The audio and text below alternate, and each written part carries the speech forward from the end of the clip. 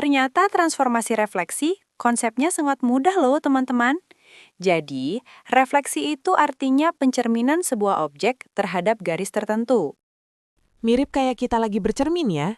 Kita itu objeknya, dan bayangan itu hasil cerminannya, atau pantulan diri kita di cermin. Nah, ada satu sifat menarik dari refleksi, yaitu jarak objek ke cermin itu akan sama dengan jarak bayangan ke cerminnya.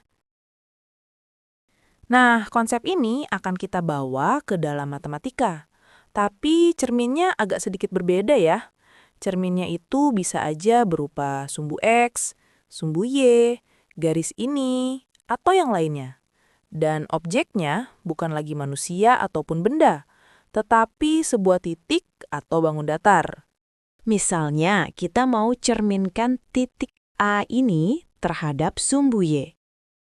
Kira-kira di mana ya letak bayangannya? Kita ingat lagi konsep tadi, kalau jarak objek ke cermin harus sama dengan jarak bayangan ke cermin. Karena jarak objek ke cermin itu 2 satuan, maka jarak dari bayangan ke cermin juga sama-sama 2 satuan. Jadi letak bayangannya atau si A aksennya ada di sini. Gimana kalau cerminnya sekarang sumbu X? Nah, karena jarak titik A ke sumbu X itu 3 satuan, maka jarak bayangan aksen ke sumbu X juga sama-sama 3 satuan. Jadi, di sini bayangannya. Gimana kalau cerminnya itu jadi garis miring kayak gini? Nah, karena jarak titik A ke cermin itu setengah diagonal kotak ini, maka jarak dari bayangan ke cerminnya juga sama-sama setengah diagonal ini. Jadi, letaknya di sini. Gimana? Gampang kan? Jadi buat nyari bayangan hasil pencerminan, kamu nggak perlu hafalin rumus yang cukup banyak ini. Cukup pahami aja, kalau jarak objek ke cermin pasti sama kayak jarak bayangan ke cermin. Ini bikin kamu lebih cepat paham. Sekarang, mari kita selesaikan soal berikut.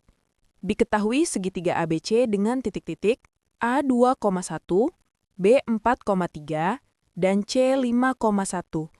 Segitiga ABC dicerminkan terhadap garis Y sama dengan X. Kemudian, hasil bayangannya dicerminkan lagi terhadap sumbu Y.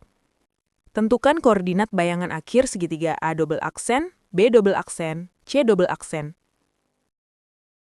Untuk menyelesaikan soal tersebut, kita gambarkan dulu segitiga ABC dalam bidang koordinat.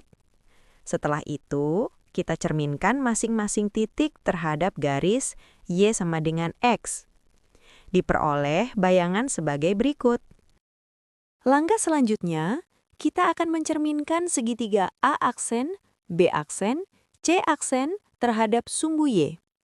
Maka diperoleh koordinat A double aksen, B double aksen, C double aksen, yakni minus 1,2, minus 3,4, dan minus 1,5.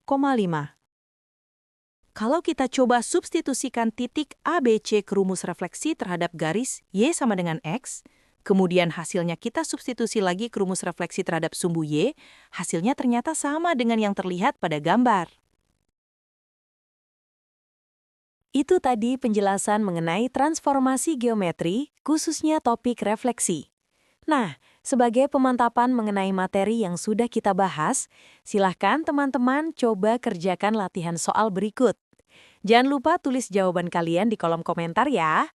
Semoga bermanfaat dan bisa dipahami. Nantikan pembahasan materi lainnya pada video selanjutnya. Sampai jumpa!